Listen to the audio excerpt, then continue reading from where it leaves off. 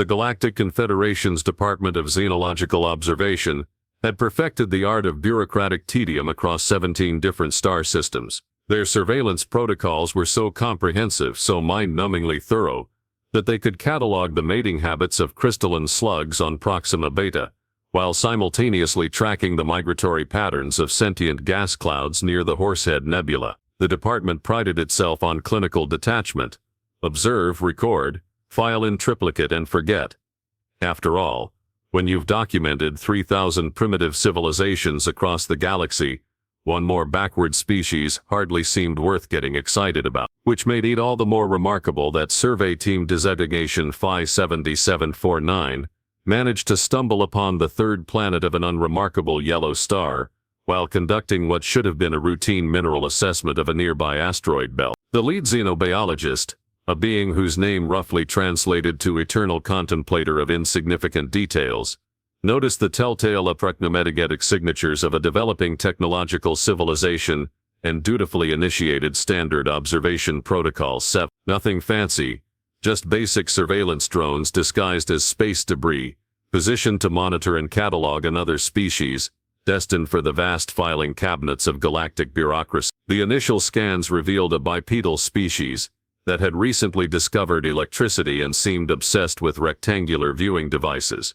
Standard stuff, really. The beings appeared to live in structured settlements, had developed rudimentary transportation, and showed signs of complex social organization.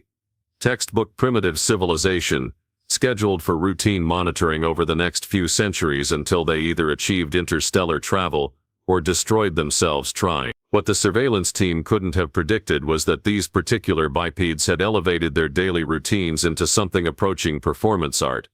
The first morning observation session began innocuously enough. The drones focused on a typical residential structure where one of the bipeds, designation Human Alpha 47, had begun what appeared to be an elaborate ceremonial preparation. The being emerged from its sleeping chamber at precisely 0600 local time, shuffled toward a small alcove, and began operating a complex mechanical device that produced aromatic steam. The xenobiologist watched with growing fascination as Human Alpha 47 stood motionless before this device for exactly 4 minutes and 37 seconds, occasionally making soft vocalizations that the translation matrix interpreted as either prayers or battle chant. The being then consumed the resulting dark liquid with what could only be described as reverent desperation, its entire physiological state transforming from sluggish defeat to alert readiness.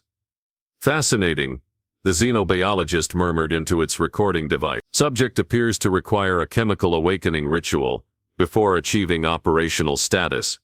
Note the precision, timing, and apparent spiritual significance of the ceremony. What followed could only be described as systematic warrior conditioning that would have impressed the Spartan battle masters of Rigel Prime. Human Alpha 47 donned specialized combat attire, form-fitting garments designed for maximum mobility, and proceeded to a chamber filled with sophisticated torture devices. For the next 47 minutes, the being subjected itself to what appeared to be voluntary physical torment, lifting heavy objects repeatedly while staring intensely at its own reflection.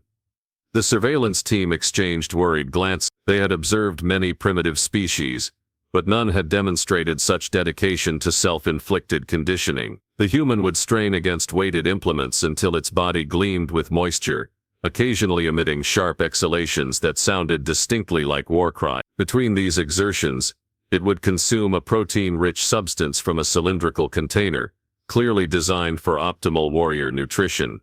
"This is unprecedented," whispered the team's military analyst, a creature whose species had conquered 3 solar systems through superior strategy. The dedication to physical preparation suggests a warrior culture of extraordinary discipline. Note how the subject pushes itself to apparent exhaustion, then immediately recovers and continues. This speaks to remarkable mental condition. The morning routine reached its crescendo when Human Alpha 47 entered a small chamber and subjected itself to controlled water bombardment at temperatures that should have caused severe tissue damage. Instead, the being appeared to find this experience invigorating, occasionally producing vocalizations that ranged from melodic to what could only be described as primitive battle hymns. But the surveillance team wasn't prepared for what happened next. Human Alpha 47 emerged from its residential structure and joined thousands of other humans who had apparently completed identical preparation ritual. They moved in coordinated groups toward massive structures where they engaged in what appeared to be strategic planning sessions of bewildering complexity. The humans would gather in confined spaces, stare at luminous rectangles, and engage in rapid verbal exchanges that the translation matrix struggled to interpret. Strategic coordination exercises, the military analyst concluded with growing unease. They're conducting simultaneous planning sessions across their entire settlement. The level of organization is remarkable. Each individual appears to have a designated role in larger tactical operations. The xenobiologist nodded gravely and noticed the psychological warfare training embedded in their planning sessions.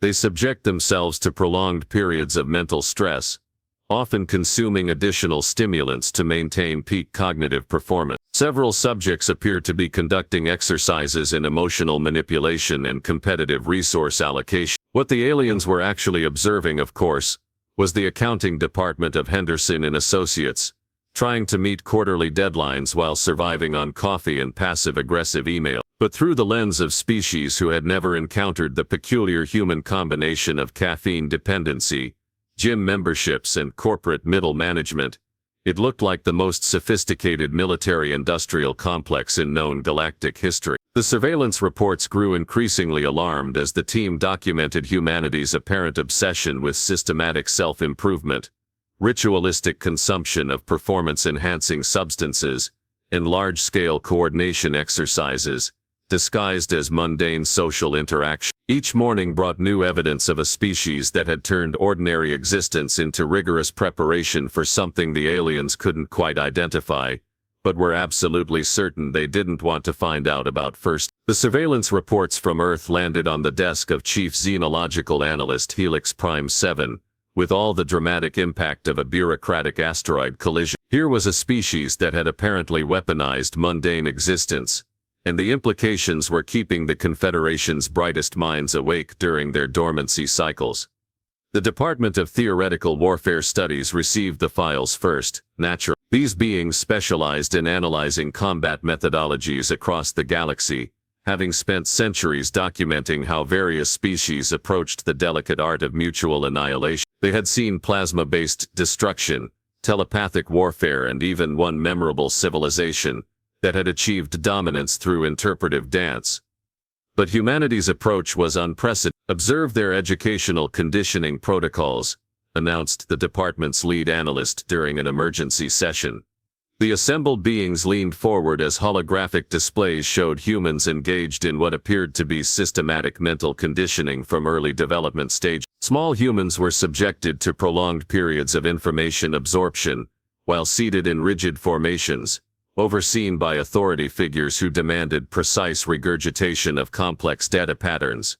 What they were actually watching was Miss Henderson's third-grade math class, but the aliens saw something far more sinister, a species that began military conditioning practically from birth, training young minds to process complex tactical information under pressure, while maintaining rigid discipline. The fact that small humans would voluntarily subject themselves to this mental conditioning for years suggested a warrior culture of terrifying dedication. The surveillance teams had also begun monitoring what they classified as tactical instruction broadcasting networks, a sophisticated information distribution system that humanity used to share advanced combat techniques across their entire planetary population. The aliens watched in growing horror as humans demonstrated everything from hand-to-hand combat techniques to explosive device construction, all broadcast simultaneously to millions of receivers. Notice the casual distribution of weapons training, the military analyst pointed out, highlighting footage of what appeared to be advanced combat instruction. They've created a global network for sharing tactical knowledge. Every individual has access to detailed instruction in multiple combat disciplines. The aliens were of course watching cooking shows, but to beings whose species had never developed recreational violence or competitive food preparation, the sight of humans wielding sharp implements while discussing proper technique for dismantling organic matter looked distinctly threatening. The fact that humans would voluntarily gather in groups to practice these skills suggested a culture where lethal expertise was considered entertainment. Even more disturbing was humanity's apparent obsession with endurance conditioning, disguised as recreational activity. The surveillance drones recorded hundreds of humans engaging in what could only be described as voluntary torture sessions, running vast distances while their bodies showed clear signs of distress, lifting increasingly heavy objects in repetitive motion, and subjecting themselves to environmental extremes that would incapacitate most civilized species. The Department of Cultural Analysis received their own copy of the files, and reached conclusions that made the military assessments look optimistic. These specialists had spent millennia studying how societies developed their defining characteristics, and humanity's patterns were unlike anything in their database. Examine their resource competition protocols, the chief cultural analyst explained to a packed auditorium of concerned academics. They've gamified scarcity management to the point where individuals voluntarily subject themselves to artificial limitations as a form of entertainment. The analyst was referring to human dietary trends and fitness challenges, but the aliens interpreted these as evidence of a species that had turned survival itself into recreational competition. Humans would voluntarily restrict their caloric intake, eliminate entire food categories, and then broadcast their experiences to others who would attempt even more extreme limitations. This suggested a culture where deprivation tolerance had become a mark of social status. Perhaps most unsettling was humanity's approach to what the aliens termed psychological warfare conditioning. Humans had apparently developed an entire entertainment industry based on subjecting themselves to controlled fear experiences, stress testing their emotional responses through carefully crafted scenarios designed to trigger maximum anxiety. The aliens watched in fascination as humans voluntarily exposed themselves to horror entertainment, thrilling themselves with simulated danger while their physiological responses indicated genuine stress activation. They observed humans playing competitive games that required rapid decision-making under pressure, often while engaging in complex strategic thinking and resource management. This is systematic psychological conditioning, concluded the cultural analyst. They're training their entire population to maintain cognitive function under extreme stress. Notice how they've gamified trauma response, turning psychological resilience into a form of entertainment. What made these observations particularly alarming was the scale of participation. This wasn't specialized military training confined to a warrior caste. Apparently every human, from the smallest juveniles to the most elderly, participated in some form of this conditioning. Their surveillance showed humans engaging in everything from competitive puzzle solving under time pressure, to group exercises in coordinated movement that looked suspiciously like formation training. The reports began circulating through academic circles across 12 different star systems. Universities that had spent centuries studying primitive civilizations suddenly found themselves confronting evidence of a species that had apparently solved the fundamental problem of military conditioning: how to make an entire population voluntarily participate in warrior preparation. Believing they were engaging in recreation, they've created a culture where self-improvement and combat readiness are indistinguishable, the academic consensus concluded. Every individual is simultaneously a civilian and a potential combatant, conditioned from birth to excel under pressure while maintaining the psychological flexibility to adapt to any tactical situation. The truly terrifying part wasn't humanity's apparent military prowess. It was their complete casualness about it. These beings had turned the most sophisticated combat conditioning protocols in galactic history into daily routine, and they seemed to genuinely enjoy the process. What kind of species voluntarily embraced hardship as entertainment and turned struggle into a recreational activity? The answer, as far as the Galactic Confederation was concerned, was one they absolutely did not want to encounter in a hostile capacity. The classified intelligence reports about humanity reached the Confederation's high command on a Tuesday, which was particularly unfortunate timing since Tuesdays were traditionally reserved for budget committee meetings and administrative tedium. Instead, the galaxy's most powerful beings found themselves staring at surveillance footage that suggested they had accidentally discovered a species that treated warfare preparation the way most civilizations approached casual recreation. Admiral Vex Theta 9, Supreme Commander of the Confederation Defense Fleet, had conquered 14 star systems through a combination of superior technology and careful strategic planning. His species had achieved galactic dominance by being methodical, cautious, and absolutely certain of their technological superiority before engaging any potential threat. The reports from Earth challenged every fundamental assumption about military doctrine his people had developed over 3 millennia of expansion. "You're telling me," the Admiral began, his mandibles clicking in what his species considered a sign of extreme agitation, "that this species has achieved planet-wide military conditioning without a centralized command structure?" The briefing officer, clearly uncomfortable with delivering news that contradicted several centuries of strategic doctrine, activated the holographic display. "Our analysis suggests they've decentralized warrior training to the individual level. Every human appears to maintain personal combat readiness through voluntary participation in conditioning protocols that would break most of our special forces." The display showed footage of humans engaging in what the Confederation had classified as extreme endurance warfare preparation, beings who would voluntarily subject themselves to cardiovascular stress that pushed their biological systems to apparent failure point, then recover and repeat the process.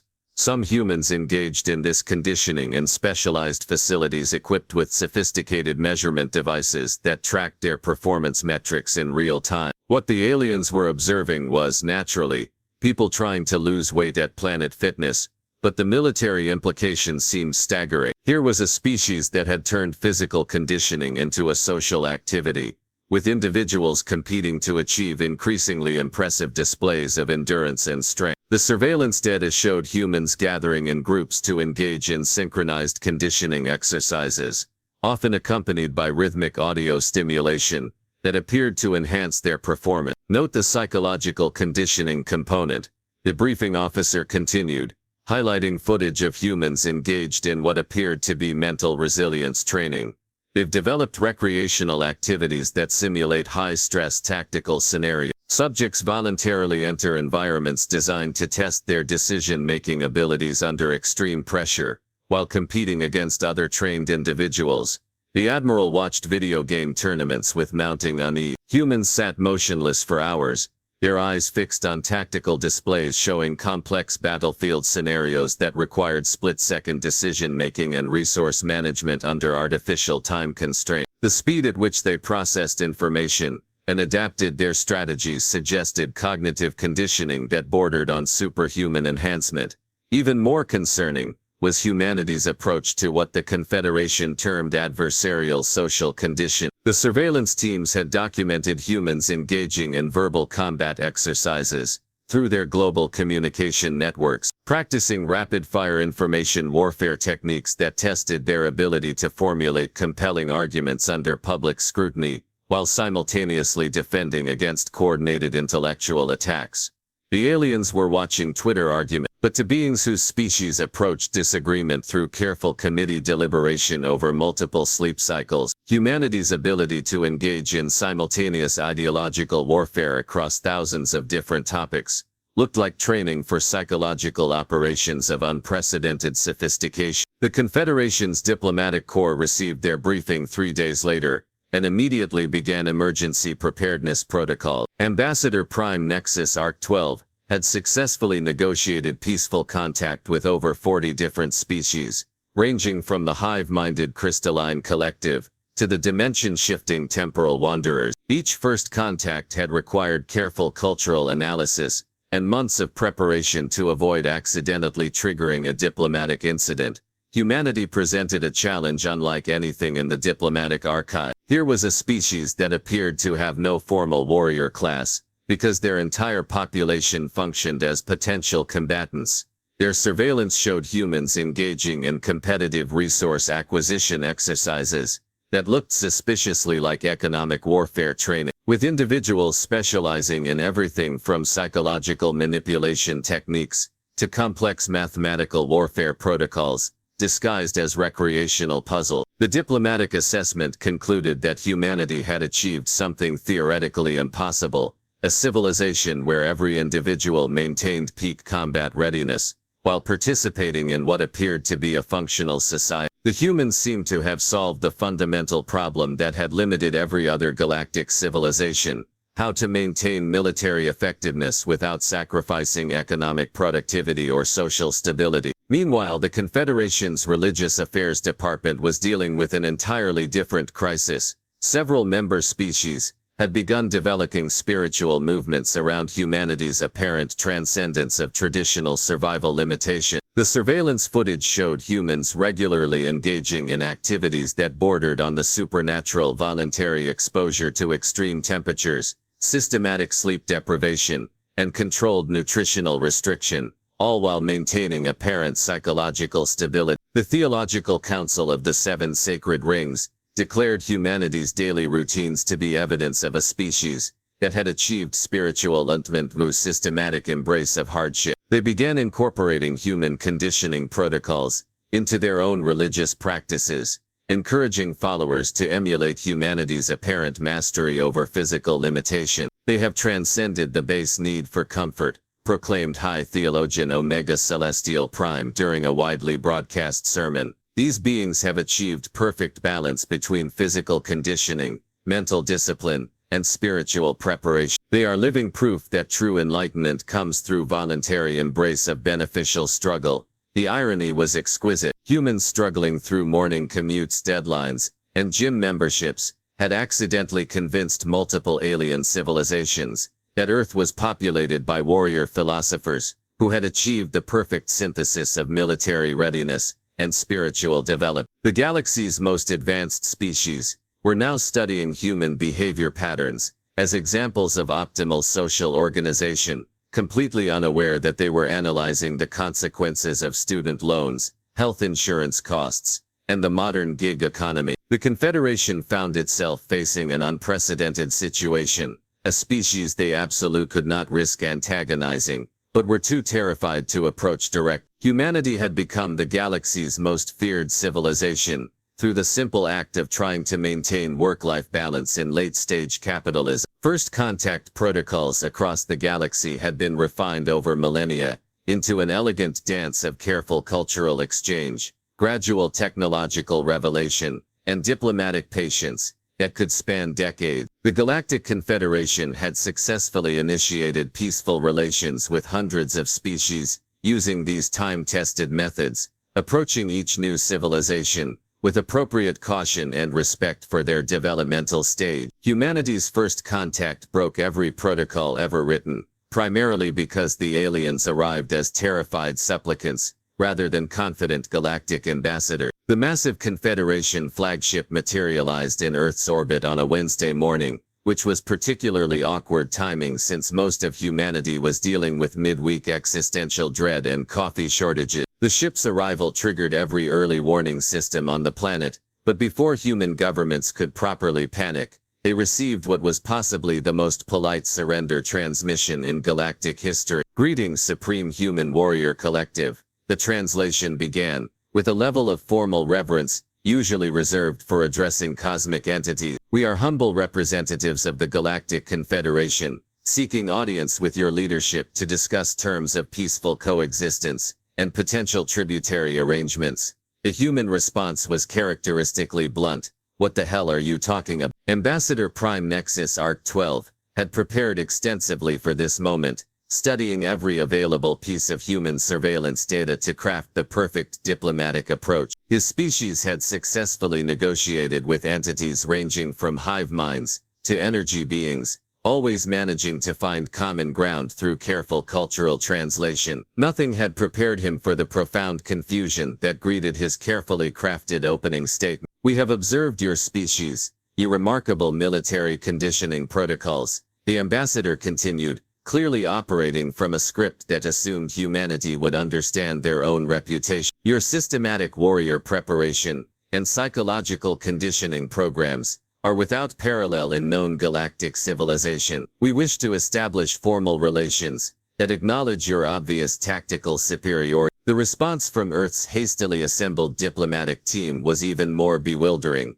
"Are you talking about our gyms?" What followed was possibly the most awkward cultural exchange in galactic history. Human diplomats, operating under the reasonable assumption that they were dealing with advanced aliens who might want to study human culture, began explaining Earth's social structures, with the kind of patient detail usually reserved for particularly dim children. Meanwhile, Confederation representatives, convinced they were negotiating with master strategists, who were deliberately downplaying their capabilities, interpreted every casual explanation as evidence of even more sophisticated psychological warfare technique. Your species has achieved universal combat readiness through recreational conditioning, the ambassador insisted, apparently determined to maintain his interpretation despite mounting evidence to the contrary. Our surveillance documented your systematic endurance training, stress resistance protocols, and coordinated strategic planning exercises. You mean people going to work and trying to stay healthy? Came the increasingly exasperated human response. The breakthrough moment arrived when human representatives finally realized the scope of the misunderstanding. The aliens had been spying on Earth for months, cataloging every mundane aspect of human existence, and had somehow concluded that ordinary life was evidence of a terrifying warrior culture. The revelation was simultaneously flattering and deeply absurd. Rather than correct the misunderstanding immediately, humanity's diplomatic team made what would later be recognized as the most brilliant strategic decision in human history. They decided to lean into their accidentally fearsome reputation. Well, the lead human diplomat said after a pregnant pause that lasted exactly long enough for dramatic effect, "We do take our conditioning very seriously." The transformation was remarkable. Within weeks, humans across the planet had begun deliberately emphasizing the aspects of their daily routines that seemed to impress their new alien observers. Morning coffee rituals became ceremonial preparations, complete with precise timing and ritualistic appreciation. Gym sessions transformed into demonstrations of human endurance capabilities, with participants deliberately pushing themselves harder when they knew alien observers were watching. The global fitness industry experienced unprecedented growth as humans realized their exercise routines were being interpreted as evidence of superhuman conditioning. Yoga studios marketed themselves as centers for mental discipline and flexibility training. Martial arts schools emphasized the ancient warrior traditions behind their techniques. Even mundane activities like meal planning and time management were reframed as examples of human strategic thinking and resource optimization. The Galactic Confederation found itself in the unprecedented position of having accidentally elevated a newly discovered species to superpower status through pure bureaucratic misinterpretation. Their surveillance protocols, designed to catalog primitive civilizations, had instead created a detailed mythology around humanity's perceived capabilities that was now impossible to correct without admitting to months of systematic. Humanity, meanwhile, discovered that being feared across the galaxy was remarkably convenient for diplomatic negotiation. Alien species that had never shown interest in Earth suddenly became eager to establish trade relationships, offer technological exchanges, and seek cultural guidance from the beings who had apparently mastered the art of turning ordinary existence into warrior condition. The irony was perfect in its completeness. The Galactic Confederation's most sophisticated surveillance network had created humanity's galactic reputation by fundamentally misunderstanding everything they observed. Humans had become the galaxy's most feared species, not through conquest or technological advancement, but through the simple act of living their lives while aliens watched and drew completely wrong conclusions. And so humanity entered the galactic community not as the primitive species they actually were, but as the warrior philosophers the aliens had imagined them to be. The surveillance that was meant to catalog another unremarkable civilization had instead documented the rise of a galactic superpower, one that had achieved dominance through the unprecedented strategy of being completely misunderstood while going about their perfectly ordinary daily business. The galaxy would never recover from the bureaucratic efficiency of getting everything wrong.